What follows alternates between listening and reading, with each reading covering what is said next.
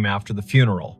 They folded the flag for him at the little brick church on Ellsworth Avenue, and the wind tried to take it twice before the honor guard's hands persuaded it to behave. It was a raw Thursday in late January in a river town in southeastern Ohio, the kind of cold that makes sound travel farther than sense. The man in the casket was Eamon Ridge, a volunteer firefighter and the sort of neighbor who shoveled 2 extra porches without mentioning it later. The service ended at 4, the last handshake landed at 4:20, and by nightfall, the street had gone back to being only a street. At 9:13, Leora Penn took her seat at the county dispatch console, slid on her headset, and watched the board come alive. At 9:31, the line marked 911 flashed with a familiar number. His number, the man everyone had just buried. Before we begin, tell me, where are you listening from and what time is it there? Leora had fielded storms and barn fires, and wrong turns called in as kidnappings. She had coaxed calm from people whose words came like hail on a tin roof. She had heard the first breath of a baby through a phone held in shaky hands, and the last breath of a stranger who needed someone to hear it. She was 34, kept her hair short to keep the headset from snagging, and wore a gray cardigan because the room ran cold to keep the computers honest. Her desk held 2 photographs wedged into the bezel of the monitor. One showed a river in summer, green as a promise. The other showed Eamon and his daughter Cass standing in front of the station engine with that look people get when duty gives them a reason to grin. The year was 2022. The county had upgraded the system, and the board pulsed with the soft light of new money that still felt like a borrowed suit. Lines identified towers and cross streets. Repeat callers had little tags. When Eamon's number flashed, it wore the tag she had put on it a year ago, Station 4. Her stomach made a small, foolish turn. Her hand did not. She tapped the line open. 911. What is your emergency? Static, not empty. The kind of static that carries weather in its mouth. A faint hiss like tires on wet asphalt far away, then a click as if someone had covered the microphone with a thumb and lifted it again. Leora glanced at the automatic location box. The system offered a circle that could have been a dozen blocks wide and no more. The tower showed the bluff above the river. The timer on the call rolled past 10 seconds, then 15.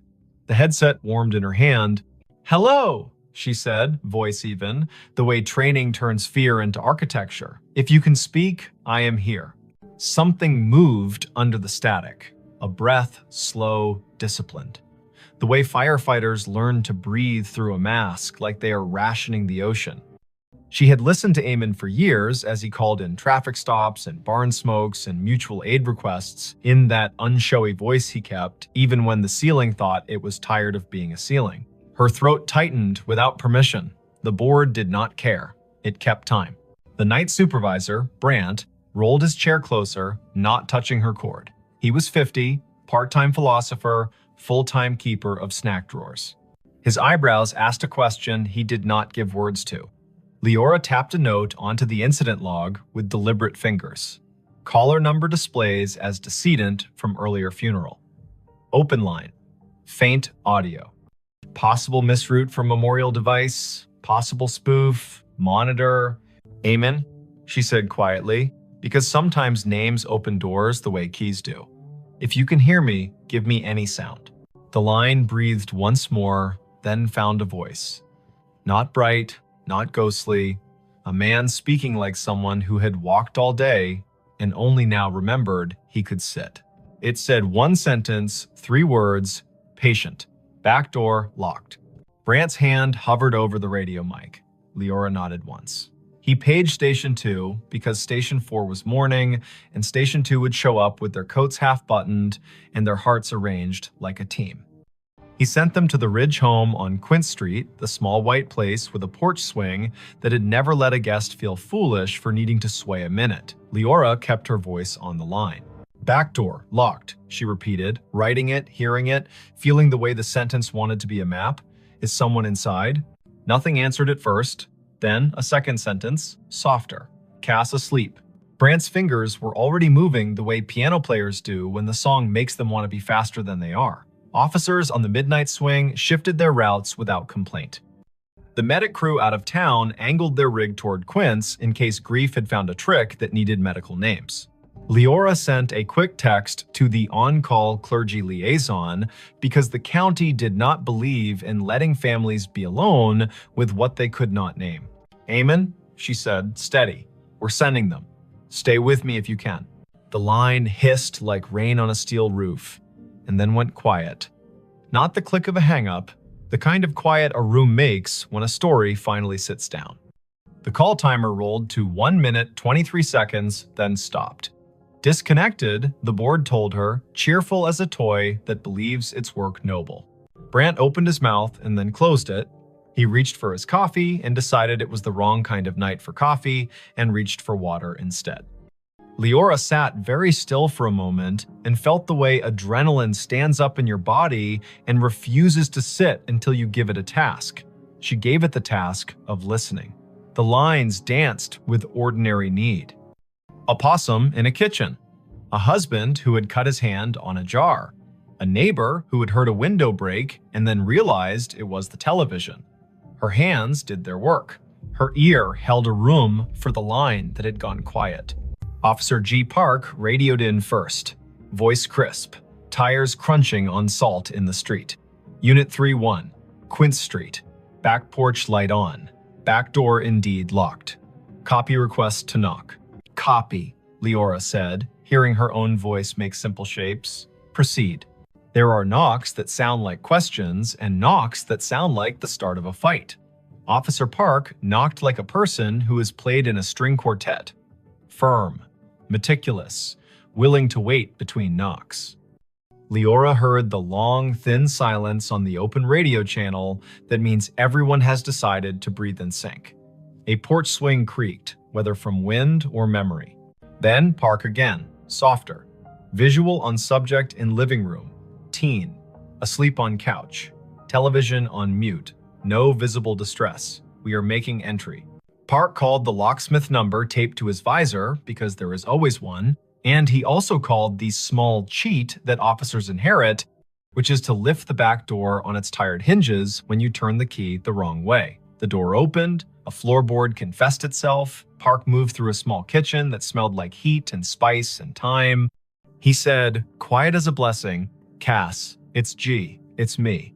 The girl woke with that rough sound grief makes when it has only just let go for half an hour at last. "Back door," Park said into his shoulder mic. "Locked, now secured."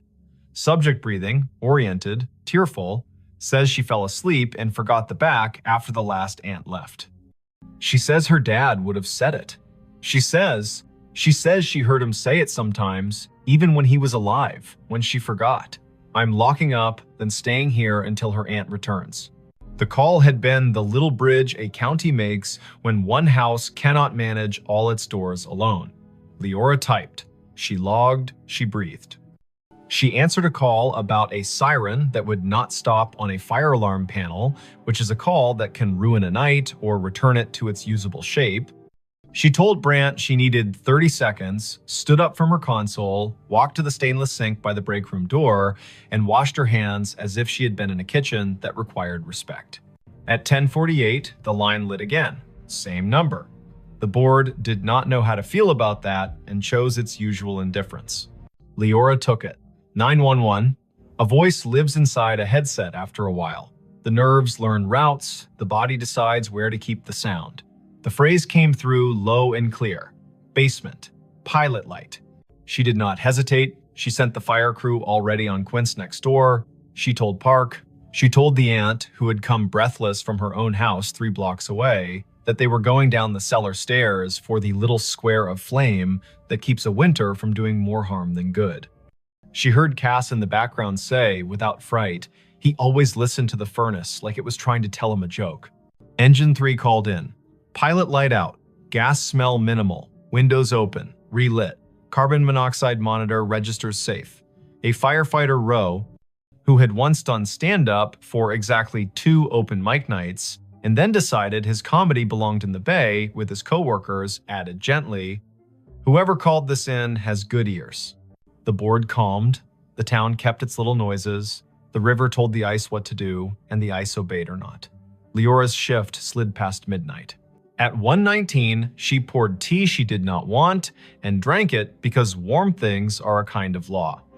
At 1:40, an old man reported a woman knocking on his side door asking for a light, and she sent Park and his partner again, and it turned out to be a neighbor who had locked herself out, and they laughed about solutions and did not mention grief, so it would not be tempted to take that house too.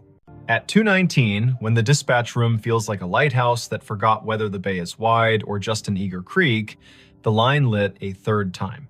Leora did not say amen out loud. She let the humanities teacher voice in her head that once told her names have heft say it for her. 911.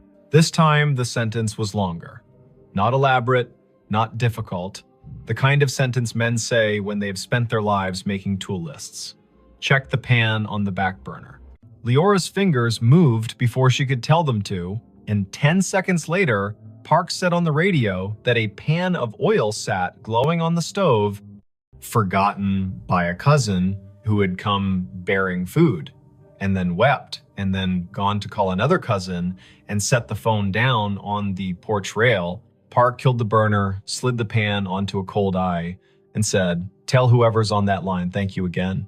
She said, "I will," and understood how inadequate that was, and also how there is no better sentence at 2:20 in the morning when a house has been held upright by 2 extra words spoken by a man with no air left to push them.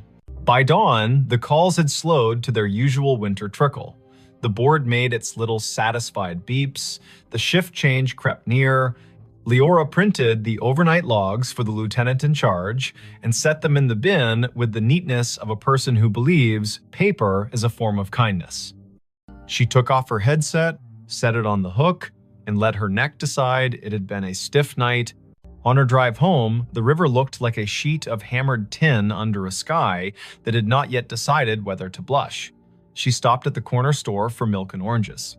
The clerk rang her up and asked if she had been at the funeral, because everyone had been at the funeral, even if they had not parked their bodies in a pew. Leora said yes, and the clerk said he had known Eamon since they were boys, back when the river took 2 boys and gave back 1, and how the one who came back had never raised his voice again, unless it was to make a frightened kid laugh in a smoky basement. Leora listened. The clerk put 2 extra oranges in her bag, the way men do when they feel the night reach its hand into the room and cannot keep all the light from leaving. She slept until noon and then sat in her kitchen with the radio low and the blinds open to teach the afternoon how to behave. Her phone chimed with a message. It was Cass. Leora had given her number to the aunt without thinking, and nothing about this felt like a boundary violation now. The message was a picture of a backdoor lock and a caption. "He did it again, thank you." She replied, "You did it." He reminded, "That is a team." Cass sent back a heart in the color teens choose when they mean it and do not want to seem silly. Word traveled without gossip's teeth in it. People told each other the version they could bear. Some said the call after the funeral had been a trick of towers, an echo, a message scheduled by a grieving mind that had set a reminder on a phone. Some said Eamon was still doing his rounds, making sure pilot lights and pans behaved. The chaplain said he did not know the mechanics of it and did not care, that love gets to serve in whatever uniform it likes. The fire chief said quietly to Leora, "If my number ever lights your board and I am not in a position to help myself, send the crew. I will not be offended if you use my name to get them there faster." It is Wannon. The next week brought the kind of snow that erases the edges of things. Leora worked 3 overnights in a row and learned to sleep in squares of 4 hours like a cat. She took a call from a man who had found his wife on the floor and guided him to count and compress, and the medics arrived before the counting rasped the hope out of his voice. She took a call from a woman who had locked herself in a bathroom because her boyfriend had stopped being gentle, and she kept the woman talking about the photograph on the wall while the officers climbed the stairs 2 at a time. She did not think about the line until it lit again 2 Fridays later at 1 in the morning. She kept her voice clean. 911. Eamon's voice came again, thinner, like a person speaking through a scarf. It said, in a tone part instruction and part apology, "Box of matches in the junk drawer beside the oven. Throw them out." She told Park. Park went. He opened the drawer and found a box that had wicked itself damp and mean. He took it to the back porch and soaked it and binned it, and then came inside and wrote a sticky note for Cass that read, "Your dad told on you." She woke to it and laughed in that shocked way laughter has when it has been given back its license to exist. Not every call was that kind. Once, the line connected, and all Leora could hear was faint wind and the hollow tick of a cooling engine, and she understood, without needing the lieutenant's later confirmation, that this had been the night the station bays opened, and Eamon's truck had been driven back from the long, slow procession, and the engine had clicked in that language. Machines use to admit fatigue. Once, the line carried only a sound, like boots on gravel, exactly 3 steps, then the pause of a man looking at a sky he used to know from a ladder truck. Once, nothing came at all. And still, she stayed on the line the way you stay on a porch after a friend has gone inside, just in case one more sentence needs to come out and walk around in the air. Spring loosened the river. April made the churchyard look less stern. Cass finished school with a concentration that made her teachers write small notes on the bottom of her papers. "You have turned into a person who trusts herself." Leora saw her at the station on an open house Saturday, and the girl hugged her the way nieces do their aunts without asking for the right to be related. They stood under the engine bay's great door and listened to the way small kids treat sirens like musical instruments when given permission. Cass said she sometimes still heard it, the way a voice comes into a room without needing to open the door. She said the voice had told her to bring in the porch rug before a thunderstorm that would have flung it across the block. She said the voice had told her to drink water before her stomach had the language to beg for it.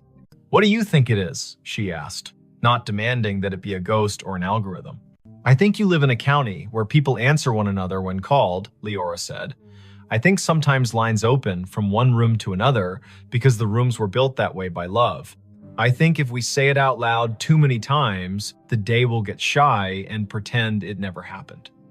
And I think your dad trained his whole body to go when someone needed a sentence, and I do not know what training looks like later." Thanks for watching Allen's To Help Pray. Cass nodded as if she had been offered advice about lifting with her legs, not her back. She put her hands on the engine's bumper like a kid checking the pulse of a whale and whispered thanks in the dull shine where she thought it might carry. The last call came in July, on a night that smelled like cut grass and the electric promise of storm. The board was quiet. Brant had his feet crossed at the ankle, the way he did only after midnight when the county behaved. The line lit. Leora took it with the care of a person accepting a candle in wind. 911. There was no static, no breath, only a single word, perfectly ordinary, soaked in a patience she would remember until the last hour of her life. Enough. "Enough what?" she asked. Back straight, pencil ready. The word came again, a thought set gently on a table. Enough. Then a long exhale, the temperature of a day in which someone has put down a tool they are proud to have used and is ready to wash their hands. She typed the word. She did not send units. She did not mention it to Brant until the end of the hour, when she said it out loud the way you say a number twice to make sure you got it right. He nodded. He threw a cough drop to her like a baseball, and she caught it and laughed because bodies insist on living. There were no more calls after that. The system reassigned numbers as systems do. The board forgot how to glow with that tag. When Leora sat at her desk and the photographs leaned against the monitor made their steady witness, she still sometimes heard the faint tap of a firefighter's gloved hand on a doorframe, the universal signal for ready. She bought a small, heavy key hook for her own kitchen, put it by the back door, and never forgot again. She found that when she walked past the Ridge place on mornings when she needed to see the river before she could trust the day, she would look at the back door and feel not a haunting, not an ache, but the exact rectangular comfort of a thing that had been understood and done. If this kind of thing ever happens where you live, if a phone rings after a set of shoulders in town have lowered themselves to the work of grief, if a name appears on your console that your heart wants to call impossible, do what Leora did. Answer. Stand in the narrow bridge between rooms, ask short questions with soft edges, send help, write down exact words. The world is made of exact words and the work that follows them. Believe nobody and nothing too hard. Let the river decide what is memory and what is rumor. And when the voice finally says enough, let your hands say thank you by resting them, palm down, on the desk you have kept clean so the night can put its weight there for a minute. And if you are sitting in your kitchen with a back door that gets forgetful, say the date out loud to bring the day to heal. Late January 2022. Early April 2022. The hot night in July when rain forgot its manners. Say the town's name so it will remember it has one. Say Amen. Say Cass. Say Leora. Practice the sentence that saved a pan and a pilot light in a teenager who deserved a house that understood locks. Back door locked. Then lock it, then sleep. The county will keep its watch. The river will balance its own ledger. Somewhere, a dispatcher you will never meet will lay a pencil down on a pad with a line drawn through the last open box, a small, perfect check that means this part of the night is finished and the next part may begin. He found a staircase in the lake it still goes up. He saw it when the wind fell off and the lake lay down like glass. A sudden stillness that made every shoreline detail stand at attention. The afternoon sun had taken a step toward evening, yellowed and steady, and the north cove of Lake Lanier went calm enough to show the bones under it. He cut his aluminum skiff to idle and drifted toward the pale shoulder of exposed clay. There, not random at all, a run of stone steps pushed up from green water and kept going into nothing the shore could explain, even and true, as if they still believed a front door was waiting at the top. Before we begin, tell me where are you listening from and what time is it there? This was late September 2022, after a summer of stingy rain and long afternoons when the heat felt like it had signed a lease. The lake sat northeast of Atlanta, a blue map of drowned hills and red clay coves, and that year it had read its gauge and decided to show some of what history had asked it to forget. Foundations revealed themselves like old teeth. The ghostly lanes of a two-lane road slipped out of the murk and pointed nowhere. Between Bald Ridge and the mouth of 6 Mile Creek, a staircase announced itself and waited for a person with the right kind of attention to see it. Riven Kettering had that kind of attention. 38. A carpenter and part-time rescue diver who liked small engines and the honest work of making broken things carry weight again. He lived in a rental off Pilgrim Mill Road with a dog who had taught herself to sleep through sirens. He was not a romantic, not really.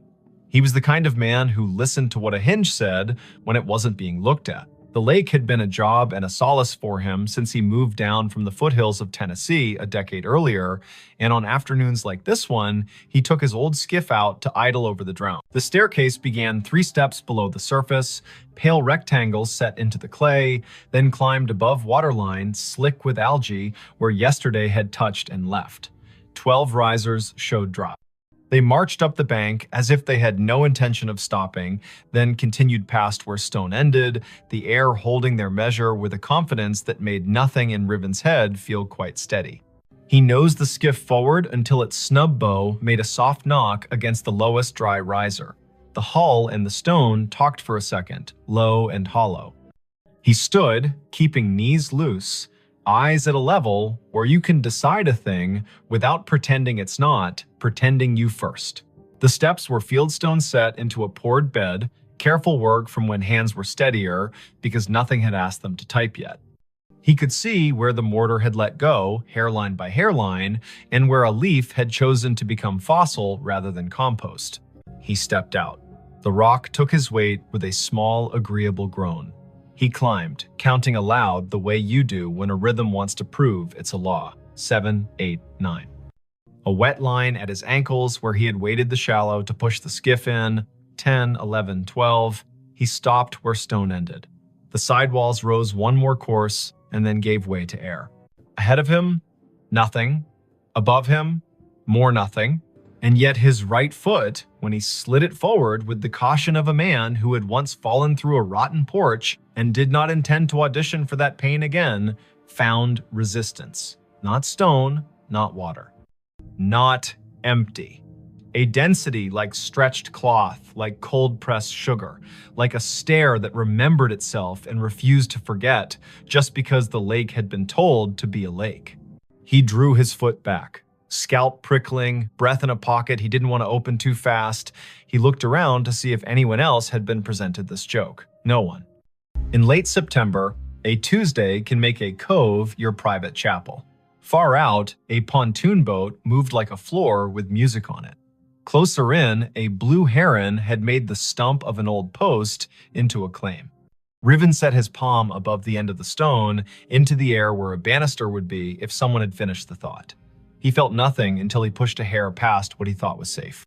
Then he felt a boundary, the exact height of a handrail in a code book he could recite. He smiled despite the way his heart had decided to pick up the tempo. Something here hadn't drowned entirely. Something here had decided to keep going up. He does not scare fast, Riven. He is a man who has gotten into dark water at night, kindly, and come back calmer for it. But he respects a place with a memory. He went back down the 12 risers and climbed into the skiff and sat with his hand on the tiller and let the lake tell him if it wanted him to be braver than his grandmother would approve. The wind was a rumor now. On the far shore, a transformer hummed with the stale sweetness of electricity. He turned the motor off and drifted with his fingers brushing the gunwale and felt for the old current under the new. A loon called once out in the main channel, the syllable bending toward a kind of loneliness that doesn't need an audience. Riven looked back at the steps. The air above the 13th riser shimmered, a trick of light or a rule he hadn't been told yet. He swore softly in the old way that buys you permission to try again. He pulled the skiff onto the red bank, tied it off to a scar of root, and went back up the 12. He did what his hands knew to do. He turned a coin on its edge and rolled it along the last stone. When it tipped forward into air, it did not fall. It sat against nothing, as if pressed to a glass he could not see. He slid it forward with one finger and felt it drag over an edge. He slid his boot after it and met a tread that had weight. He put his full foot down and his bones agreed that physics had not been insulted, only invited to a different kind of party. He brought the other foot up. He stood on the 13th step of something that existed without confessing to the eye. He took one more. 14. He stopped. He is not a fool. He turned to look at the lake, which does not care if you find it holy or treacherous, so long as you understand which mood it is in. The cove held its breath. He stepped backward down the 2 air treads with a caution that felt like a prayer you say without agreeing you're saying it. He stood again on stone that had no arguments and breathed the kind of breath that renters of boats make when the motor coughs once and then forgives you. Lake Lanier carries stories the way clay carries footprints.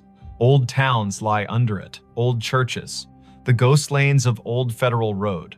People will tell you about a stalled truck on a fogged bridge and a handprint on the back window after, about divers who won't go down a second time because they looked through a school of crappie and saw a porch swing move.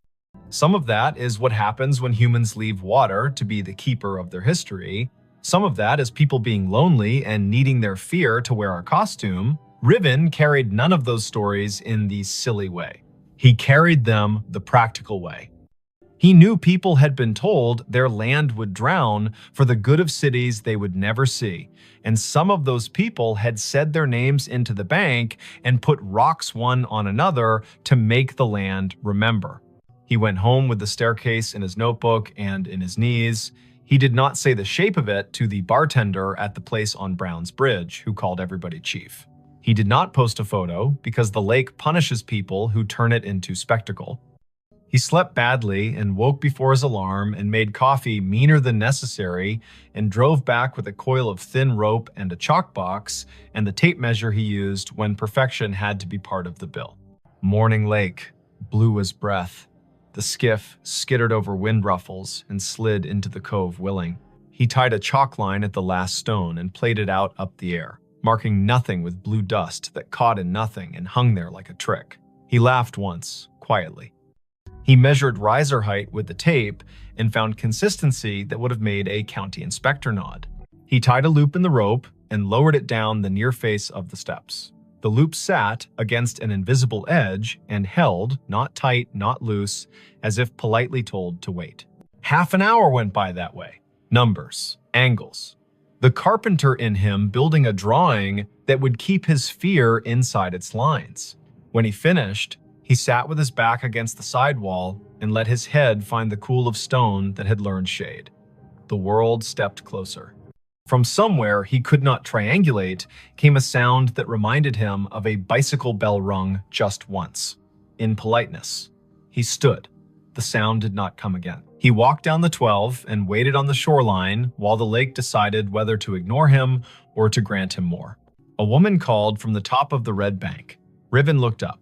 She was tall and rangy, mid-40s, wearing the kind of straw hat that makes a person look like they know how to move in weather.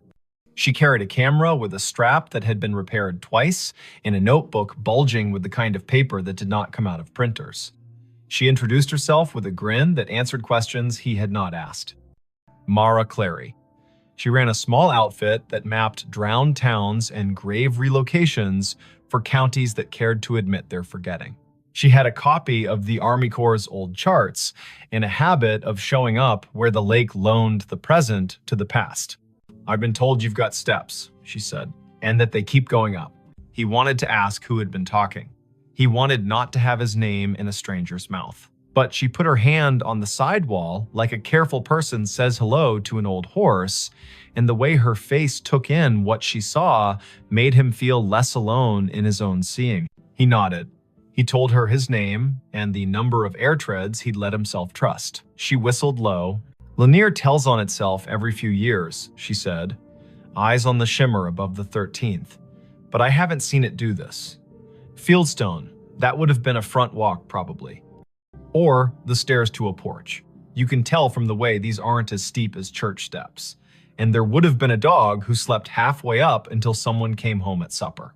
"Everyone says that about any porch," he said, smiling despite himself. "Only because it keeps being true," she said, and laughed like a sound the cove had missed. They measured together, she took photos, he held a stick out over the air risers and watched the end bounce against nothing. They left offerings the old way. He peeled the paper off a peppermint and set it on the third stone step. She untied a strip of blue cloth from her hat and tied it to the root that held his skiff's rope. The lake, if it acknowledged that at all, did not show it. She opened her notebook to a page where she had copied in neat letters the names and dates of households taken when the valley was flooded in the early 1960s. 2 farms had sat on this spur, the Sumter place, the Jory place. Sumter had 5 children and a clean way with fence lines. Jory was famous for a Sunday table and a sour temperament the rest of the week. The county had cut checks and called it a necessity. The stairs could have been either family's. But on the sidewall, low near the 5th riser, they found a mark cut into mortar with a nail or a stubborn penknife. A letter. "J. You think Jory," she said. "Or June," he said. "Or Josephine. Or a boy who didn't get to grow into his handwriting rights, their first initial into any stone that isn't busy." The lake made a small sound against the hull, a shrug. They came back the next day, and the next after that. In the afternoons, teenagers on rental jet skis came doing grammar the water did not admire. In the mornings, a heron watched like a magistrate. Once, a man in a bass boat cut his engine and drifted nearer and asked if the invisible was real or a trick. And when Riven told him the truth, he raised his cap and said, "Well then," and idled away because some facts want to be left alone to keep being facts.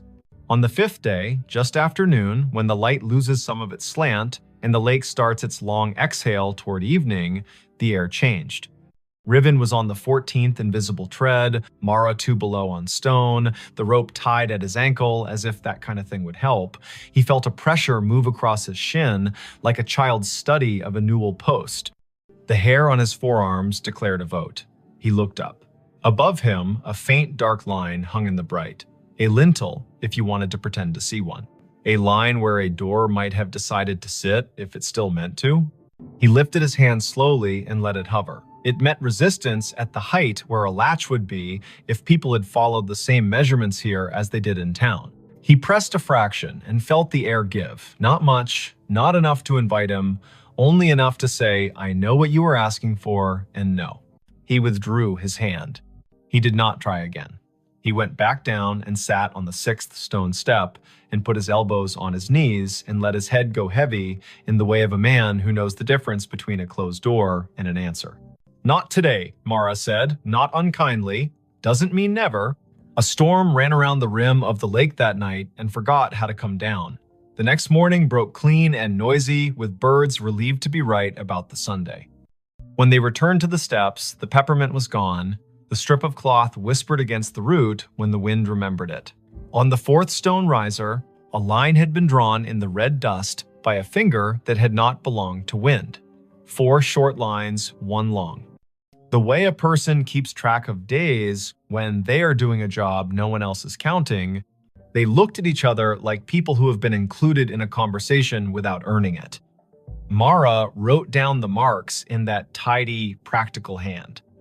Riven climbed to 14 again and did not press the air where the latch would be. He listened instead. It is an old trick. The more you don't demand to hear, the more willing a place is to say its piece. Somewhere above him, at the end of the invisible run, a sound came faint, almost an opinion. The scrape of a chair, foot against a wooden floor. Once, then a breath, remarkably ordinary, let out by someone who was done with a small effort and is pleased to have finished. He let his knees bend and went back down, step by careful step. The county put out a notice, polite as a church lady, asking people not to climb anything that felt like absence. A man from the Corps came by with a clipboard and a caution that did not include humor and told them to rope the place from the bank. They tied a line and left it slack enough to be ignored by whatever needed to come and go. Mara logged coordinates and photographs and the exact color of the lichens on the sidewall. Riven made a drawing of the steps that showed the air ones the way you show trust, with dotted lines and a note that says, "As found." Word spread anyway. It always does when to leave a thing alone would be the more complicated form of love. A grandmother came and watched from the shade and told her granddaughter a story about the summer her brother rode a bike into a field that is now part of the lake and fell and did not cry, because corn leaves will cut you if you give them. An audience. A man in a Braves cap stood for a long time with his hands in the back pockets of his jeans and didn't tell anyone why his eyes kept the gloss they kept. A boy clapped once and apologized, and then asked if the staircase sounded like anything, and when Riven told him about the scrape and the breath, the boy looked toward the place where a door might be and whispered, "Thank you," like a student to a teacher who has handed out permission slips to freedom. On a Wednesday morning in early October, the lake rose 2 inches. The first stone step went green again. The 12th stayed dry. Riven set his palm to the sidewall as he had begun to do without design and said the names of the months out loud as if they were a key. Mara arrived late, hair in a bandana printed with little cranes, a thermos in one hand and a sheet of onion skin paper in the other, the thin kind that takes pencil and lets the stone's texture come up through. She rubbed the J, the nail-cut letter, and the tally marks. When she lifted the paper, the letter and the lines looked like a message written by someone whose words had to be rationed. She tucked the rubbing into her notebook with a care Riven recognized as kin to prayer. By noon, clouds built into a boast. Mara packed her camera because electric things deserve not to be insulted by weather. Riven untied the rope at his ankle and coiled it with the absent-minded competence of someone who likes ropes for the way they make order out of risk. The air above the 14th step felt different. Cooler, somehow. Denser. He looked up and wanted more than he would have admitted the week before to see something acknowledge him. Not a face, not a figure, an idea. The lake refused. It kept to its rights. Before the storm broke, a small group arrived in silence. Not tourists, not thrill seekers. People in good shoes that did not belong to docks. A woman in a navy blazer. A man whose tie had been loosened by degrees and had stopped at 3. An older woman with a cane that looked like it had been carved by someone who understood trees better than money. They stood on the bank above the line and watched the steps like people watching someone figure skate after having once skated the same routine 3 decades ago and remembering what the body used to hold. The older woman spoke first, to the stone, not to the living. "You kept it," she said. "You stubborn thing. I told them you would." She introduced herself when Riven climbed down to the bank with his curiosity plainly showing. Ada Sumter Jory. Not a marriage, she was quick to clarify, but a habit of names borrowed and kept. Her father had been a Sumter, her mother a Jory by necessity and grievance. She had been 10 when the men from the government came and put stakes on the hill and told her they were measuring to make the river useful. She had been 14 when the kitchen was dismantled and stored in a relative's shed, and the porch chairs were put on a truck without the porch. She had been 15 when the lake finally climbed to the 7th stair and the dogs refused to sleep where they had always slept and had to learn ground new as $1. "My granddaddy set those stones," she said, chin lifting toward the steps. He knew the grade by eye. House stood there. She pointed at the air, ran long that way. Kitchen at the back, where mornings were honest. Stairs to the sleeping rooms tucked in right of the door. He told me we build stairs for coming and going and for waiting. That last part is where the world gets the math wrong. She cleared her throat once, a small thing that meant a larger thing had moved through it. "My brother wrote his letter J in the mortar before it set," she said, and smiled fully for the first time. He was 5 and mad because he had not been allowed to carry a stone and needed to have done something the porch would remember.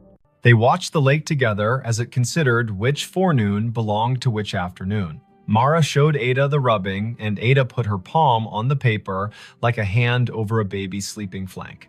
"He stayed mean," she said of Jory, but without any real heat. But he loved that stair. Sat halfway up when he had nothing to do and the weather had nothing to argue about. Played that little bell you keep hearing because he liked the neatness of a sound that stops when you take your finger off it. The storm arrived, they covered what needed covering, the skiff rocked and complained, and then remembered it had been in worse moods and calmed. The rain washed the red dust off the risers and gave them back their gray.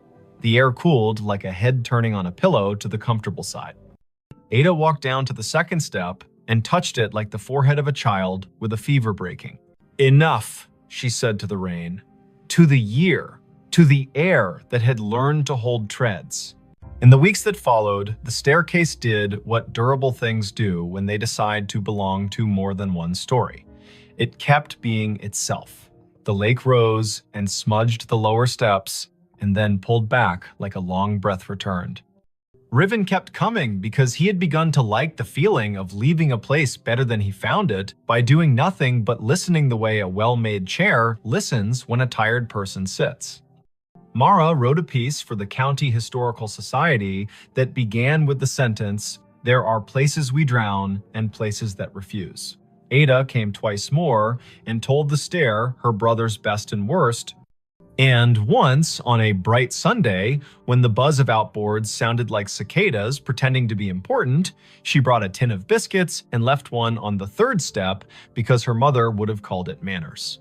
On a morning in November, the air thin and brisk, frost like pale sugar on shaded clay, Riven came alone. The lake had taken back an inch, the first 2 steps glowed green. He stood at the foot and waited the way you learn to wait when you've been given more than you asked and are smart enough not to get greedy. The wind came off the water and put its fingers through his hair with a familiarity he hadn't earned. Above the 14th tread, the line where a lintel would be shivered and then settled. He put his hand out at the height of a latch and did not press. "Thank you," he said to nothing and to something. He went home and made lunch and fixed a neighbor's sagging cabinet and walked his dog in the long honey of 4 o'clock. He slept that night without the lake climbing the stairs of his thoughts. He dreamed he was sanding a handrail he could not see and woke with the particular ache in his forearm that tells a man he did a good day's work in the world that matters and the one that does not need him but lets him in anyway. If you go out to Lake Lanier on a fall day after a long dry, when the wind has the courtesy to lie down and let the surface polish itself, you can find the cove if you know who to ask and you promise out loud not to bring a ladder. The staircase will be there, stepping up from water into air with the patience of a body that has learned not to argue with time. You can put your boot on the 12th stone and your breath on your rib cage and decide if you will push your foot forward into the space where the 13th waits. If you do, it will hold. Not because wonder owes you, but because someone set a measure here with care, and because sometimes the world keeps an old promise in a new element. Say the year out loud when you find it. 2022. Say the place by its names, Lanier and the valley it drowned. Say the people if you know them, Sumter, Jory. Say the letter on the wall, J. Say the noise a bicycle bell makes when a brother likes attention and the porch has all afternoon. If you leave something, make it small, a ribbon, a peppermint. A finger laid gently in dust to make a line that will blow away with the next weather. Walk back down, let your knees do what they were built to do. Put your hand on the sidewall the way you would on a friend's shoulder when leaving them on their own porch in the dark to listen to the crickets. The staircase will keep going up whether or not your eyes can follow it. It will keep its measure in the air. The lake will rise and cover the lower treads and then fall back and confess again. Boats will hum. Herons will judge. A woman in a straw hat will rub letters onto paper, and a man with a dog who sleeps through sirens will coil rope and listen. And somewhere under the calm skin of the cove, where red clay holds onto everything it can hold, a front door you cannot see will stay shut and not unkindly, practicing the hardest kind of hospitality there is, offering you a way to ascend and a way to wait, and trusting you to know which one belongs to you today. Her phone pinged at a grave with her name. The notification bloomed on her screen the moment her shoes left the gravel and slid onto the soft path between moss-dark stones. A small bell chime, bright as glass. A banner at the top. You have arrived, Eden E. Hale. The words sat there as calmly as a weather app, as if the city had decided to label her the way it labels a bridge or a square. The place was Bonaventure Cemetery in Savannah, Georgia. Spanish moss hung in long, steady sentences from the live oaks. The river kept its secrets behind the bluff and breathed like a sleeping room. It was late afternoon on a Sunday in early November, the air cool enough to make her wish for sleeves and warm enough to forgive her for forgetting them. Before we begin, tell me, where are you listening from and what time is it there? Her name was Idoni Hale, 28. She worked in visitor services at a small maritime museum upriver, the kind of job that made her memorize the angles of ships and the dates when storms came ashore. She liked fonts and quiet, and the sound salt makes drying on stone. She was visiting Bonaventure because her friend Anson had flown in from Minneapolis for a long weekend, and the two of them liked places that let you feel your breath in your mouth. The year was 2021. Phones knew where you were within decent intimacy. Some headstones wore small plaques with codes that asked to be scanned and promised a story. They had parked on Bonaventure Road under an oak that had learned to be older than most houses. The sky was simple, a clean coin of light. The volunteer at the office had given them a paper map and a soft-voiced list of locations worth the walk if you wanted your day to hold. Look for the little angels facing east. Find the section where the camellias keep blooming against instruction. There's a family plot that feels like a room you shouldn't step into without knocking. No one mentioned a notification. Idoni stared at her phone. The banner did not give a location like Section F or Plot 31. It was the same tag her calendar used when she arrived at work or home. You have arrived, Idoni Hale. As if she were a place. As if the grave were her. Anson leaned toward the screen and squinted. He was tall and light-footed, a teacher of high school literature who carried poems in his pockets like receipts. He read the banner and then her face and made a small arranging motion with his hands, the way he does when he wants to place humor where fright is trying to sit. That's a bug, he said, not unkindly. Or a geofence you made and forgot. Did you tell your phone to remind you to be yourself today? She clicked the banner to see where the phone thought she belonged. A map opened, a blue dot pulsed with the steady patience of a small heartbeat. A gray pin sat 100 feet east in a section labeled McAllister. The pop-up bubble above the pin read Idany Hale in the same unsentimental font. She did not have a virtual contact called a cemetery. She had not created a reminder to arrive at her own name. The phone had decided the path curled between stones with dates that made you speak them out loud, because numbers are easier to hold when they come through the mouth. 1873, 1920, 2009. The Oaks leaned as if sold on the idea that the living need rehearsal space. Anson spoke a tour fact about a poet who loved this place and whose plaque visitors touch in a small, quick superstition. Idony nodded because liking facts is a way of staying steady. Her pocket shook again. Another chime, the same banner. You have arrived. Idany Hale. She breathed the way the yoga teacher on the internet tells you to. In through a count of 4, hold for 4, out for 6. They followed the path east until the bluff opened its shoulder and let the wind test their sleeves. The section ahead was a little higher, a little more sure of itself. A plot enclosed by low stone, dressed in ivy, sat beneath a live oak that looked like a table that had decided to grow legs. In the center stood a headstone gray as rain, taller than Idony's shoulder. The name at the top held Idany Hale. She stopped. You might have stopped too. Her name was not common. Her mother had found it in a book of Old English names and liked the way it sounded like a promise made under a tree. She had never met another Idany. To see the letters in this order on stone felt like stepping into a movie where you have lines you did not audition for. Anson's hand found her elbow without a show of it. He had the sense not to say, wow, or are you kidding? He stood with her and let the river finish a sentence neither of them had started. The dates carved below the name were the first clean relief, 1974 to 2014, not hers. A woman 2 decades older, gone 7 years now. Under the dates, a line that read as Keeper of the Keys.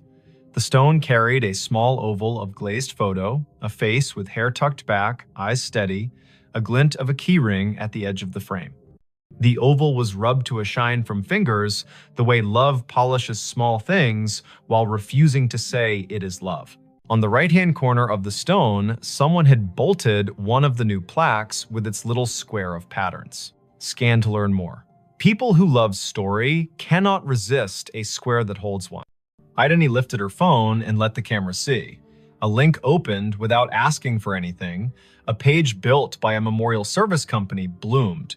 At the top, the name again. Below, a small biography. A life lived with habits, upright and kind. A childhood in Chatham County. A long run as cemetery sexton. The last line read in a voice that felt like a woman sitting on a step with a mug and a warning and a grin. If you need something, tell the ground. It will tell me. While she read, the phone hummed again. Not a banner this time. A little circle pulsing at the top of the screen, the way maps announce a place with enthusiasm. The circle flashed once, then settled.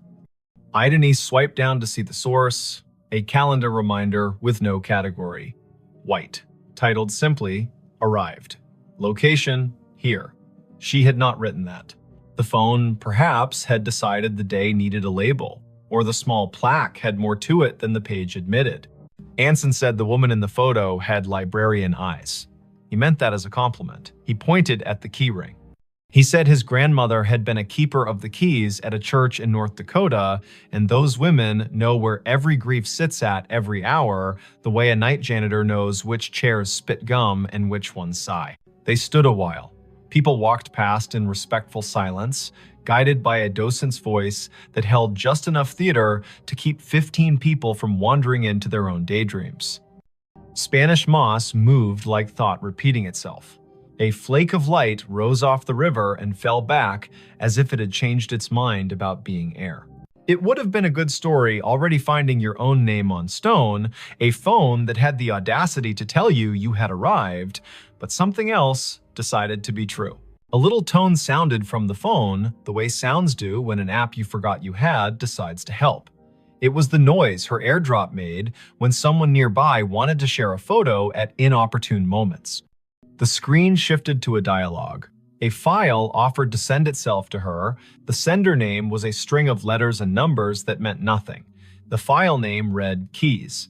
Anson leaned in and made his face calm. "Decline," he said gently, "because strangers in public places with quick hands make tricks, and both of them work in museums and have seen every version of the human habit of testing boundaries." She hovered. Decline would be wise. Accept would be a dare. She pressed accept because sometimes you let stories finish what they start. The file downloaded. It was not a photo, it was an audio file, a minute 42 in length. The waveform showed it wasn't silence. She tilted the phone toward her own ear instead of speaker because you don't open a voice in a cemetery loud unless the voice has earned the right. Static first, then the sound of wind combing something thin, then a woman's voice, the age of a woman, who tells tools where they belong and expects cooperation.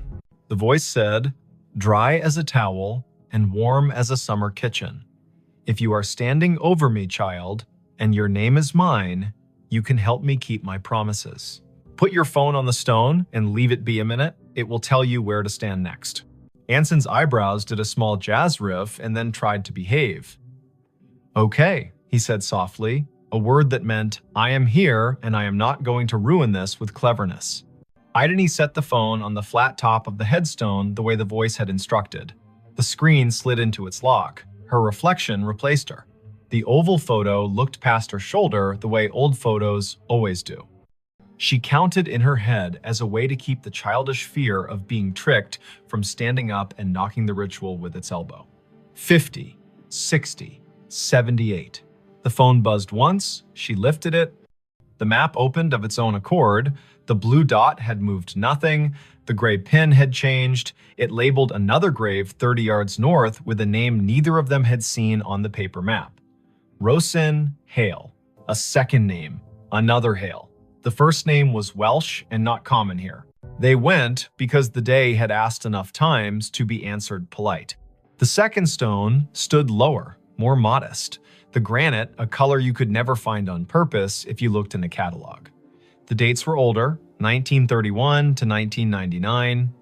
The epitaph read, "She kept the gate lighted," and under that, in smaller letters, so faint you could only see them when the cloud put its hand over the sun, a line, Rosine was born. Rosine Idris. She married into Hale and stayed. Tell my niece if she comes through here that I see her when I count keys.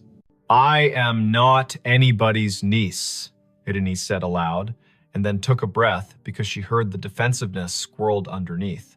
I mean, not hers.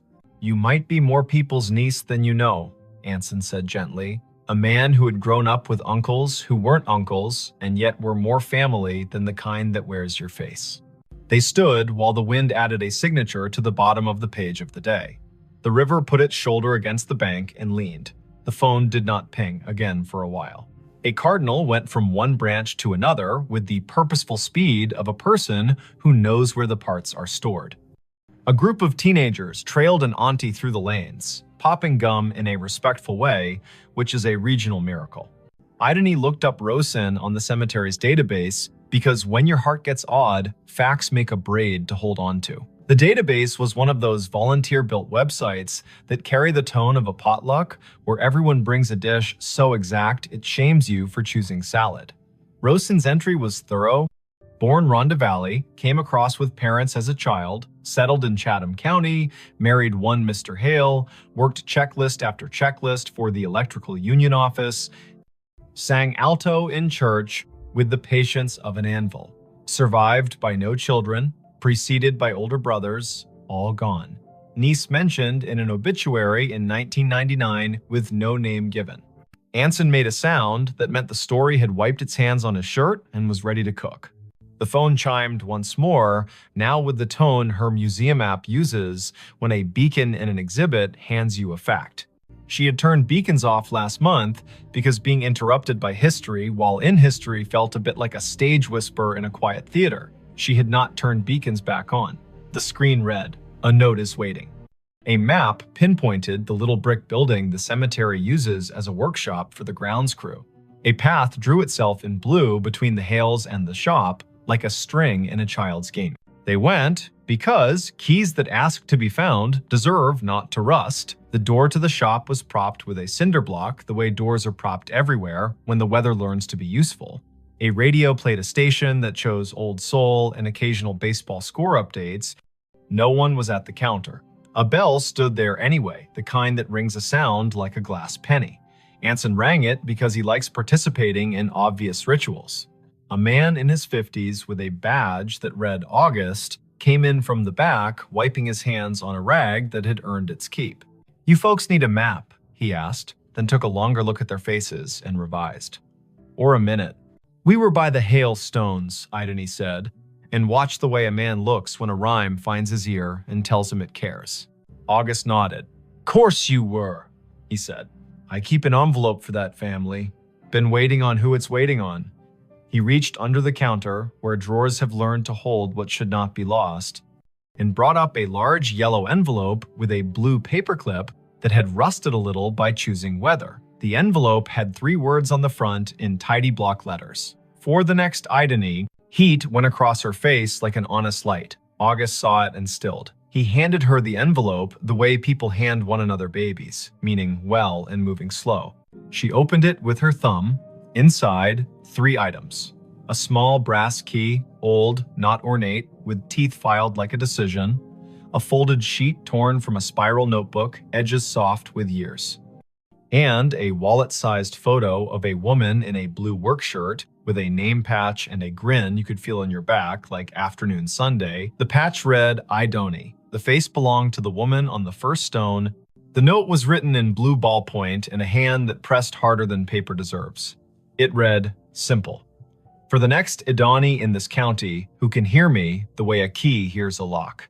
My niece is out there." She won't say yes to the word niece because words are stubborn. She'll need to open the box in the old mausoleum we keep for tools and favors. The key is for the small door on the left. Lift on the latch while you turn. The box has what belongs to her and me and her grandmother. If she is standing at my stone with a phone, she will know that I know. Don't bring a crowd. Bring one friend who reads instructions with his eyes. Leave the key when you are done. We can count without hands here. "I'm not someone's niece," she said again, and heard how the sentence grew less certain with practice. Her mother's family tree began and ended in a different state. A line of women who told polite lies to spare one another the sharp edges and did their grief in broom closets. Her father had not survived long enough to name distant relations. He had left behind a bent screwdriver and a smell that her body still could find when a day asked. Anson's hand found the counter in a quick pat, like checking for keys as you leave the house. "You don't have to be a niece to be the person meant to do a thing," he said. "But also you might, and it might not matter how that happened." August tapped the counter twice, a habit that sounded like a yes. "The small left door," he said. "People never see it. Take the path behind the office and go right at the angel with the missing hand. The mausoleum is the little brick one that looks polite. The left door sticks the way a lie sticks to a room. Do what the note said, lift and turn." They went back into the light. The blue string on the map did not bother now to draw. The path knew their feet. The angel with the missing hand stood where the volunteer had said, "Angels stand, face east," blank expression that suggested she had witnessed every century and found nothing quite bad enough to frown at yet. The brick mausoleum waited with that small pride buildings have when they know they are not the grandest on the block, but are the one that does the job without complaint. The left door looked like a panel added later. The brass latch had the smoothness that comes of being touched by people who mean to get work done. Idony slid the key in, the teeth caught, and then thought better of it. She lifted the latch with her other hand and turned. The lock gave. The door opened 6 inches and stopped, ticked by a wooden wedge that had been insinuated at the bottom by someone who had not wanted the door open.